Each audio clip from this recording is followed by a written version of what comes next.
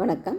இன்றைக்கு பொருட்பாலில் அங்கவியலில் நாடு அப்படிங்கிற அதிகாரத்தில் 2வது குறள்.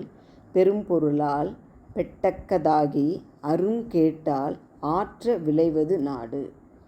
பெரும்பொருளால் பெட்டக்கதாகி அருங்கேட்டால் ஆற்ற விளைவது நாடு. இந்த குறள் பாருங்கள். முதல் குறளில் 3 பேர் இருக்கணும்னு சொன்னார். ஒரு நாட்டில் எல்லா விளைபொருள்களையும் விளைவிக்கக்கூடிய விவசாயி, அறத்தை உறுதிப்படுத்துகின்ற, நம்மை அறவழிப்படுத்துகின்ற தக்கார், எவ்வளவு செலவு பண்ணினாலும் எவ்வளவு கொடுத்தாலும் குறையாத செல்வத்தை உடைய செல்வந்தர்கள், இவர்கள் 3 பேரும் சேர்ந்து இருக்கணும்னாரு. இந்த குறள் என்ன சொல்கிறாரு? பெரும் பொருள் அந்த நாட்டில் இருக்கணும்.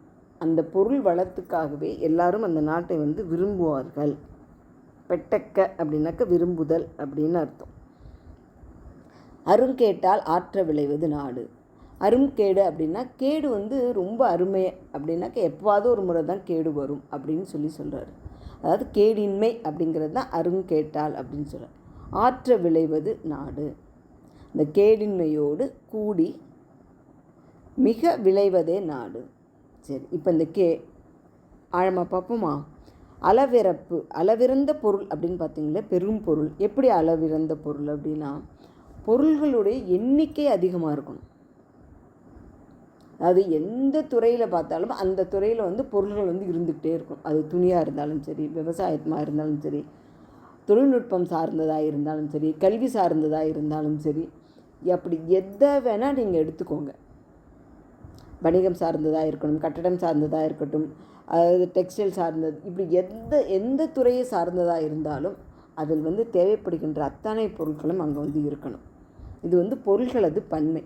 சரி, இப்போது விவசாயம் அப்படின்னு எடுத்துட்டோன்னு வச்சுக்கோங்களேன். ஒரு விவசாயம் அதில் எல்லா பொருட்களும் அந்த இதில் அத்தனையும் அளவிறந்த தன்மை. இப்போ எப்படின்னு இன்னும் சரியாக பார்க்கணுன்னா, விவசாயத்தில் எடுத்துக்கோங்க. அந்த நாட்டில் கோதுமை விளையுது, காய்கறி விளையுது, பழங்கள் விளையிறது, எல்லாமே விளையிறது அப்படின்னா இத்தனை வெரைட்டின்னு சொல்கிறோம் இல்லைங்களா? எல்லா விதமான பொருள்களும் விளையிடும். ஒவ்வொரு பொருளும் அதிக அளவில் இருக்கணும். அதைத்தான் அளவிறந்த பெரும் பொருள் அப்படின்னு சொல்கிறாங்க. சரி, இப்போ இந்த அருங்கேடு அப்படின்னாக்கா, இந்த கேடு எப்படிலாம் வரும்னு பார்த்தீங்கன்னா, மிக்க பெயல். பெயல்னாக்கா மழைன்னு அர்த்தம். மிகுந்த மழை, பெயலின்மை மழையின்மை, எலி, விட்டில், கிளி, அரசன்மை. இந்த முதல்ல இருக்கிறது இந்த மிக்க பெயல், பெயலின்மை, எலி, விட்டில் பூச்சி, கிளி, இதெல்லாம் விவசாயத்தை அழிக்கக்கூடியது. மிகுந்த மழையும் விவசாயத்தை அழிச்சிடும், மழை இல்லாமையும் விவசாயத்தை அழிச்சிடும். இந்த எலி எல்லாத்தையும் சாப்பிட்டும், விட்டில் பூச்சும் அந்த மாதிரி தான், கிளிகளும் அப்படித்தான். இது இயற்கை, அது எல்லாத்தையும் அழிச்சிடும். இது நடக்கிறதுக்கு காரணம் அந்த நாட்டை ஆளுகின்ற அரசனுடைய அறம். தக்கார் சொன்னார் இல்லையா? அந்த தக்கார் சொல்கின்ற வழியில் அந்த நாட்டு மன்னனும் மக்களும் நடக்கவில்லை என்றால் இந்த அருங்கேடு வரும்.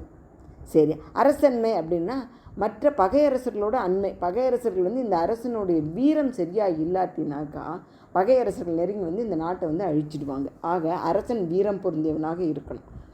ஆக அரசனும் மக்களும் அறம் சார்ந்தவர்களாகவும் வீரம் மிக்கவர்களாகவும் இருந்தால் மட்டுமே அந்த நாட்டில் கேடின்மை இருக்கும்.